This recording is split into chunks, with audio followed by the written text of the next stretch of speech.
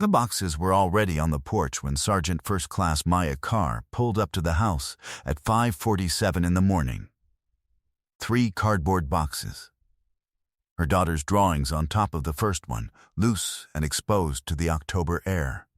Her son's shoes in the second. Her own service ribbons in the third. The ones she had kept in the shadow box on the guest room wall since she moved in 4 months ago.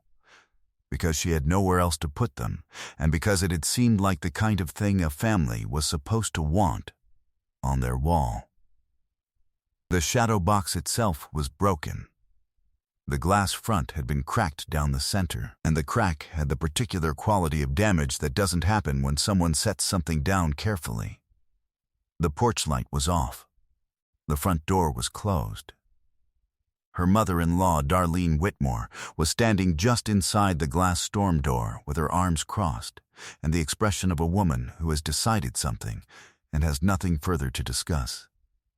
Behind her, the entry hall of the Whitmore house was lit and warm and 68 degrees, the way it was every morning, because Darlene Whitmore kept the thermostat at 68 degrees and had strong opinions about waste, and had made those opinions clear to Maya from the first week she had arrived with 2 4-year-olds and a duffel bag, and the news that her husband, Darlene's son, Tyler Whitmore, had been killed by an Eid outside Mosul 6 weeks prior. The twins were still in the car. Maya had been careful about that. She stood on the porch with her keys in her hand and looked at the broken shadow box and breathed the cold October air in through her nose for 3 seconds, the way she had been trained to do when the situation required her to be something other than what she felt. Which was the kind of anger that does not present as heat, but as a very precise and very quiet clarity about exactly what is happening and exactly who is responsible for it. Atlas was in the back seat with the twins. She could hear him through the cracked window, not barking. Shifting, before we continue, tell us where you're watching from in the comments below. Subscribe and stay until the very end, because what Atlas found in that yard is something that was buried a long time before Maya ever arrived, and it was never meant to be found. Maya Carr was 34 years old and had been built by the Marine Corps and a childhood in Beaumont, Texas, into someone who could absorb more than most people understood was possible without showing the seams. She was 5'7", lean and straight-backed, with dark eyes that held the quality of complete attention. Not surveillance, just the specific focus of a person who has learned that reading a room correctly is the difference between a problem and a catastrophe. She had the hands of someone who worked with them. A small scar across the right palm, healed flat, from a vehicle accident in 2018. She had enlisted at 21 and given the Corps 11 years, 3 deployments, 2 to Iraq and 1 to Syria. A Bronze Star with Valor, and a record her commanding officer at Camp Lejeune had described as one of the finest he had supervised. She had come home from Syria with the particular quality of stillness that settles into people who have seen enough to understand what most things cost. She had met Tyler Whitmore at a veterans event in Jacksonville, North Carolina, 8 years ago. He had been funny and kind and unable to sit through a movie without asking questions, which had driven her insane and which she had loved. He had been the kind of husband who sent voice memos instead of texts, because he said texts didn't sound like him. She still had 41 of them saved. She had not opened the folder since Mosul. She had arrived at the Whitmore house in Cedar Ridge, Virginia, 4 months ago, because Tyler's parents had called 3 days after the notification and said that family was what mattered now. She had believed them because she had needed to, and because there had been nowhere else to go. Her own mother had died 2 years prior. Base housing ended 30 days after separation, and she had 2 4-year-old boys and a grief she was managing 1 hour at a time. Darlene and Robert Whitmore lived in a 12-room house on 4 acres that the family had owned for 3 generations. Robert sat on the county planning board. Darlene chaired the Historical Preservation Committee. Their son had gone into the military against their wishes, which they had never said directly, but which had been legible in every conversation Maya had observed between Tyler and his parents from the first time she met them. What had happened over 4 months was a slow tightening. The thermostat. The meal schedule. The question of Maya's timeline, asked with the tone of people not inquiring about her welfare, but about her departure date. The East Wing rooms will need to be available in November. And finally, a pamphlet about transitional housing left on the kitchen table with no note, which Maya had put in her bag without comment. She had been looking for an apartment she could afford. She had not found one yet. She had not told the Whitmores. She had kept getting up every morning and making breakfast for 2 boys who called their grandmother Grammy Darlene and who did not fully understand what had happened to their father. The porch light had been on when she left at 5:15 for the overnight shift. She had arranged for Atlas to stay inside with the boys. The porch light had been turned off. The boxes had appeared. Atlas was a 6-year-old German Shepherd, 87 pounds, with a coat so deeply black along the saddle and face that it absorbed light rather than reflecting it, running to rust and gold at his legs and chest and the undersides of his ears. He had a notch in his right ear from a kennel latch accident during his first year of training, and a personality that Maya's former handler supervisor had described in his retirement paperwork assessment as what happens when a dog decides that the rules exist for everyone else. He was not disobedient. He was selective about the timing of his obedience, which was a distinction that people who had not worked with him tended not to appreciate until they saw what he could do when he decided the moment had arrived. He had worked explosive detection with Maya for 3 years across 2 deployments. He had 17 confirmed fines. He had slept across her feet in a tent outside Kirkuk and had growled exactly once at a coalition officer who turned out, 6 hours later, to have been running an unauthorized supply diversion that ended 3 careers. He did not growl carelessly. He had never once growled without reason, and he had never been wrong about the reason.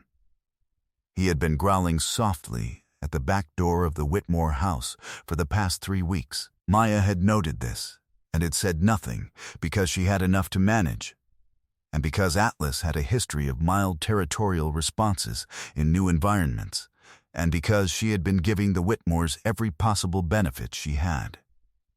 She was done giving benefits. She went back to the car.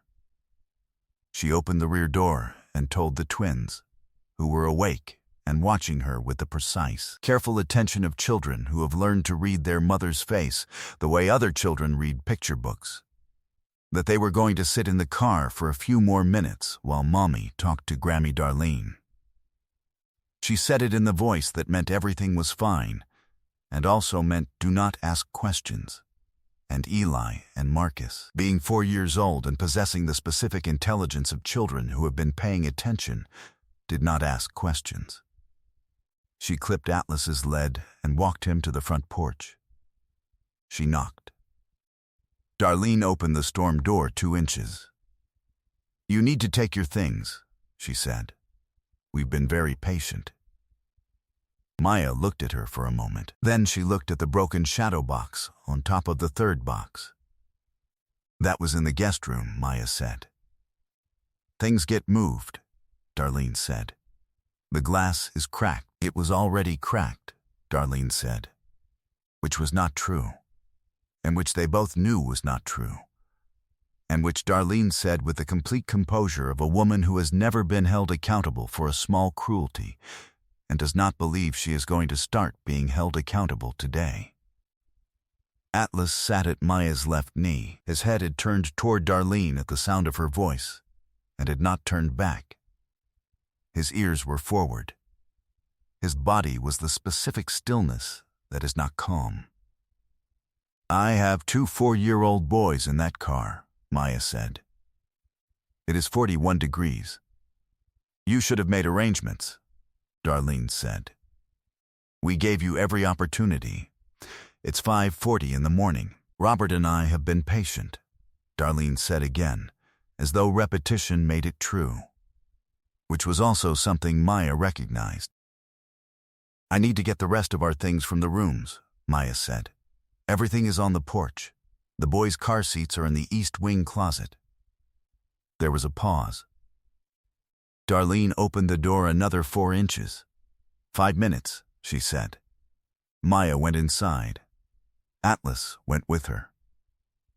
Darlene made a sound of objection about the dog, and Maya did not respond to it. And Atlas walked through the entry hall with his nose working in the particular elevated way that meant he was reading the air at a level beyond the ordinary. He had been doing this, Maya realized, since they walked in. Not since today. Since the first week. She went to the east wing closet and retrieved the car seats. She went to the twins' room and took the stuffed animals that hadn't made it into the boxes. There were 4 of them in a pile on the stripped bed, including the elephant that Marcus could not sleep without. And she felt the hot edge of something move through her that she did not permit to become more than an edge. She went to her own room. The shadow box bracket was still on the wall. The wall had not been patched. Atlas had not followed her to the rooms. She found him in the hallway that ran along the back of the house, the one that connected the east wing to the original structure through a door that was always locked, and that Robert had told her, when she first arrived, led to the basement storage area where the family kept documents and seasonal items. Atlas was sitting in front of that door, with the quality of attention he gave to things that were below the floor or inside the walls, or otherwise inaccessible. The particular forward lean and locked focus of a dog who has found something on the other side of a barrier and is deciding what to do about the barrier. He had been sitting at the back door 3 weeks because the scent he was tracking ran underground. Maya stood in the hallway and looked at her dog. She had 17 confirmed finds across 2 deployments. She knew what this looked like. She did not try the locked door. She picked up the car seats and the stuffed animals and walked back through the entry hall past Darlene, who was still standing at the storm door with her arms crossed, and loaded everything into the car, and buckled the twins in, and drove to the parking lot of a Hardee's 3 miles down the county road, and sat there while Eli and Marcus ate the breakfast bars she kept in the glove compartment. And she called a woman named Patricia Okafor. Patricia Okafor was a veterans' rights attorney in Richmond, Virginia, who had been recommended to Maya 6 weeks ago by the director of the Veterans Services Center after Maya had described, with a careful understatement of someone managing too many things at once, the living situation she was navigating. Patricia had given Maya her card and told her to call if anything happened that needed to be on record. Maya had not called until now because she had been hoping it would not need to be on record. She told Patricia about the porch, the boxes, the broken shadow box, the 41 degrees, the 5:40 in the morning. She told her about Tyler's death and the 4 months and the thermostat and the pamphlet left on the kitchen table. Then she told her about Atlas, what he had been doing at the back door, what he had done in the hallway. Patricia was quiet for a moment. "Don't go back to that house," Patricia said. "Not yet. I need to make some calls." She paused. "Maya, did Tyler ever say anything to you about his grandfather's estate, specifically about a trust?" Maya said no. Tyler had mentioned the family land. He had mentioned once that his grandfather had been careful with his money, that the Whitmores had more than they showed. He had not mentioned a trust. He wouldn't have known about it, Patricia said. "I'm looking at something right now. I need to verify it. I'll call you back within the hour." She called back in 40 minutes.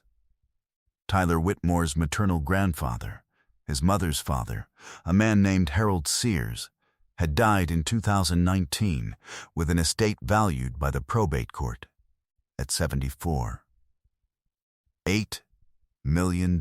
Harold Sears had been a civil engineer who had spent 40 years acquiring mineral rights and commercial property across 3 states, with the patience of a man who understood that land was the only thing they weren't making more of. He had been, by all accounts, a private and exacting man who had strong opinions about family and stronger opinions about loyalty. He had also, Patricia had discovered in the 40 minutes between her 2 calls, drafted a will and a trust instrument in 2017 that contained a provision his own children had spent 3 years believing did not exist. The provision designated Tyler Whitmore, Harold's eldest grandchild, as the primary trust beneficiary. If Tyler predeceased Harold, the beneficial interest passed to Tyler's surviving spouse and children in equal shares. Harold Sears had died in 2019. Tyler had died in 2023. Maya Carr was the surviving spouse. The trust had never been disclosed to her. Darlene and Robert Whitmore had been named co-trustees of Harold's residual estate in a separate instrument. They had known about the trust provision since 2019. They had known that Tyler's death had transferred the beneficial interest to Maya. They had known this for 6 weeks when they called her and said that family was what mattered now, and that there was room. What they had done in 4 months, the thermostat, the meal schedule, the pamphlet on the kitchen table, the East Wing rooms will need to be available in November, was try to generate a paper trail showing that Maya had been a temporary, transitioning guest rather than a family member with a legal claim to be on the property. They had been building a case for why she had not been a resident of the property in any legally significant sense, which mattered because the trust instrument included a provision Patricia described to Maya in a voice that had gone very careful, very specific, and very clear. If a trust beneficiary was actively residing on property held by the trust at the time the beneficial interest transferred, they had standing to assert a residency-based maintenance claim against the estate, which would have given Maya the legal right to remain on the property while the trust administration was resolved. They had put her boxes on the porch at 5:40 in the morning to make sure she was not residing there when Patricia filed. They had not been fast enough. Patricia filed the residency claim at 9:17 that morning, time-stamped from the property address on the lease agreement Maya had signed when she arrived, a document Darlene had produced in the first week, describing itself as a house rules acknowledgement, that Maya had signed because she had been managing grief and 2 4-year-olds, and had not had an attorney look at it. The document, Patricia told her, was not what the Whitmores believed it was. It was a lease. Atlas had been tracking the scent of buried documents for 3 weeks. The basement storage area connected to the East Wing closet through the locked door. The records from Harold Sears's estate, including the full trust instrument, the 2017 provision, and the correspondence between Darlene and Robert Whitmore and their estate attorney beginning in 2019, were in a fireproof filing cabinet in that basement. Patricia obtained a court order for records access as part of the residency claim filing. The order was executed by a sheriff's deputy at 11:40 that morning. The deputy found the filing cabinet. He found the trust instrument. He found the 2017 provision with Tyler Whitmore's name on it. He found the 2019 correspondence between Darlene Whitmore and the estate attorney, in which Darlene had written, in an email that she had apparently believed was protected by attorney-client privilege, and that the court order had determined was not. That Tyler's wife was a military girl, and that she hoped Tyler's grandfather had understood what he was doing when he wrote that clause. Atlas had not found the documents. He had found the scent of paper and ink and chemical preservatives used in filing storage, rising through an old foundation at a rate that no human nose could detect, following it to the locked door, carrying it for 3 weeks to Maya's attention by the only means available to him, which was to sit in front of the barrier and refuse to leave until someone understood what he was pointing at. He had been right. He had been right for 3 weeks. Robert and Darlene Whitmore retained an attorney of their own the same afternoon.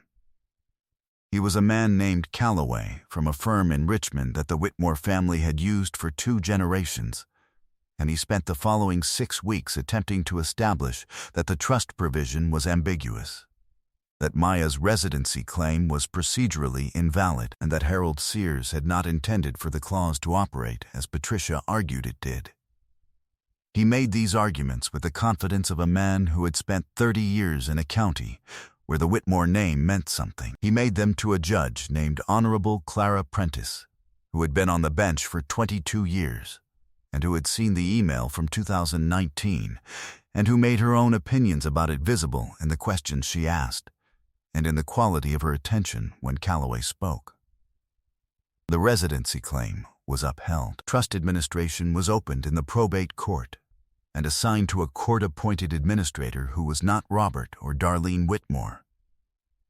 Over the following 4 months, the administrator reviewed the full record of the estate, including Harold Sears's 2017 notes, handwritten, in the administrator's files, in which he had written that he wanted Tyler's family protected, that he had watched his daughter and her husband build walls around themselves and had not wanted his money used to build any more of them. The beneficial interest of the trust, valued at the time of administration at $74.8 million in land, mineral rights, and commercial property holdings across Virginia, Kentucky, and West Virginia, transferred to Maya Carr and her sons, Eli and Marcus, in equal shares, as Harold Sears had written it. Robert and Darlene Whitmore appealed. The appeal was denied. Calloway's firm billed the Whitmore family $340,000 for 18 months of legal work. The family sold 11 acres of the Cedar Ridge property to cover the fee. The Historical Preservation Committee accepted Darlene's resignation in the spring. 14 months after the morning on the porch, Maya Carr sat on the back steps of a house she had bought in Beaumont, Texas. A house with a yard, specifically, because Atlas needed a yard, and because she had learned that specific things matter, and watched her sons run across the grass in the particular way of 5-year-old boys who have been told they may run and have taken this information seriously. Atlas sat beside her on the step, with his shoulder against her leg, which was where he sat when he considered the situation handled, which he had considered the situation approximately 1 week after the court order was executed, and the deputy had come back from the basement with the filing cabinet records. He had stopped growling at the back door of the Whitmore house on the day the deputy arrived. He had not growled at anything since. Patricia Okafor closed her file on the case in January and sent Maya a letter that contained 4 lines of legal summary and 1 line at the bottom that said, "I have never been so glad someone paid attention to a dog." Maya put the letter in the shadow box she had repaired and reframed and hung in the hallway of the Beaumont house, next to her service ribbons. The glass was not cracked. She had done that herself. The Veteran Services Center in Richmond had offered to hire her full-time before she left Virginia. And she had told them she was going home to Texas, but that she would help them build the same program there, which she had started doing in November. The work was the same. Veterans who were navigating grief and bureaucracy and systems that moved slowly and required someone to read the fine print on their behalf, and she was good at it with the efficiency of a person who had navigated all of it herself and knew exactly where the walls were. Eli had started calling Atlas his dog, which Atlas tolerated with the magnificent patience of an animal who has decided that some battles are not worth engaging. Marcus still slept with the elephant. Tyler's voice memos were still in the folder on her phone. She had started opening them. Not every day. On the days when she had something to tell him, which was most days, which was how she had understood that she had started to carry it differently. Not less, just differently, with more room around it, in a house she had bought herself in a city where she had grown up, and where the October light came through the back windows in long gold rectangles that fell across the kitchen floor every morning and made the boys stop whatever they were doing and stand in them. For a moment, the way children stand in warmth without needing to know why. Sometimes justice does not arrive because someone was brave enough to confront it. Sometimes it arrives because a dog sat in front of a door for 3 weeks and refused to be moved, and the person who trusted him was paying attention, and the woman on the other side of the door did not know what she was dealing with. Darlene Whitmore put the boxes on the porch at 5:40 in the morning because she believed that a military widow with 2 4-year-olds and no attorney and nowhere to go would simply accept what she was given. She had spent a lifetime in a county where the family name was enough, where the walls she built stayed where she put them. She had not accounted for a woman who had carried harder things than this and had not broken.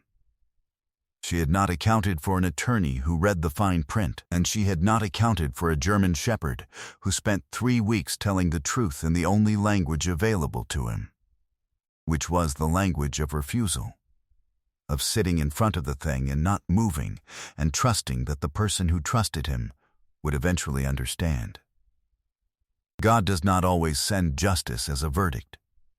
Sometimes he sends it as a dog who sits at a door, as a woman who does not let go of what she is owed, as a grandfather who wrote a clause in 2017 because he knew the walls his family built and decided, quietly, to put a gate in one of them, and then trusted that the right person would find it. They found it. If this story moved you, share it with someone who needs to know that the truth does not stay buried. Leave a comment and tell us where you're watching from. And tell us, have you ever had an animal show you something that no person had noticed? Your story matters. And if you believe in the quiet courage of women who carry more than anyone should carry alone, and in the dogs who carry it with them, please subscribe so you never miss the next one. May God bless you, protect your family, and honor every woman who has been told to take her boxes and go, and who stayed anyway.